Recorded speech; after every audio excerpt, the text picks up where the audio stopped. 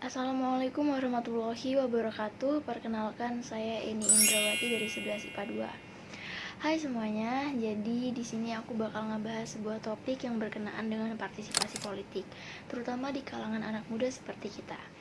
Menurut pakar ilmu politik, tinggi atau rendahnya partisipasi politik di sebuah negara itu menjadi indikator penting bagaimana perkembangan berdemokrasi di negara tersebut.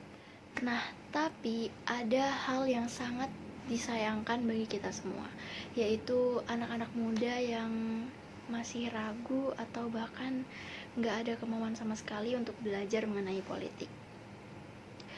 Kenapa ya bisa kayak gitu?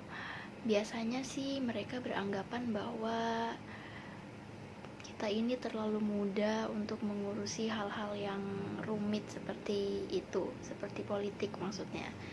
Menurut mereka, politik ini begitu rumit beserta kekurangan yang ada di dalamnya. Kayaknya ribet banget gitu kalau kita harus ikut campur. Kita udah seharusnya punya kesadaran untuk berhenti buta terhadap politik, terutama di negara kita sendiri loh. Kenapa sih sebegitu pentingnya untuk belajar politik? Kenapa sih politik itu selalu ada di mana-mana? Karena tanpa kita sadari atau bahkan banyak dari kita yang belum tahu kalau politik itu merupakan suatu sistem yang mengatur segala aspek kehidupan bernegara kita. Bayangin aja dari perekonomian, pendidikan, sampai kesejahteraan warganya juga diatur dalam politik.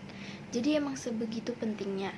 Makanya kita mulai sekarang harus stop meremehkan yang namanya politik dan jangan buta politik. Sebagai anak muda, ingat, jangan buta politik. Nah, lalu apa sih yang bisa kita lakukan untuk berpartisipasi dalam politik negara ini? Apa harus masuk di partai politik dulu? Atau gimana dong? Ada yang tahu nggak? Jadi teman-teman, partisipasi politik itu nggak melulu soal bergabung dengan partai politik atau terlibat dalam politik praktis. Terutama partisipasi politik generasi milenial ini yang dinilai memiliki karakteristik tersendiri. Ada 3 bentuk karakteristik dari partisipasi politik generasi milenial.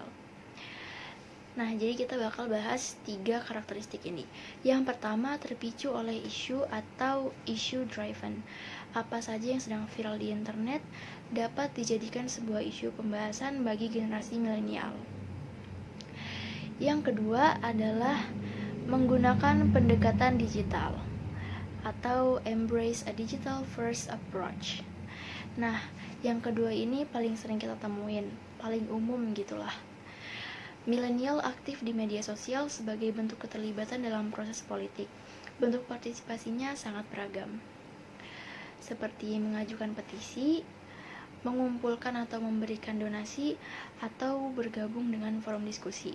Nah, kita sering lihat kan kalau di sosial media kita sering lihat orang-orang mengajukan petisi dan juga open donasi untuk saudara-saudara kita yang terkena bencana atau saudara-saudara kita yang kurang mampu, dan juga bergabung dengan forum diskusi untuk membicarakan suatu isu-isu tertentu, biasanya yang lagi viral gitu.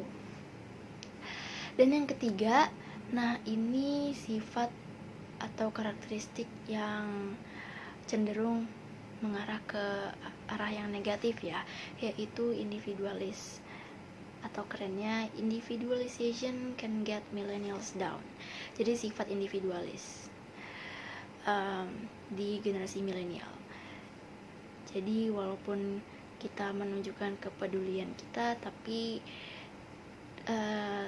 ada sifat individualis dalam diri kita yang kita kadang gak sadar.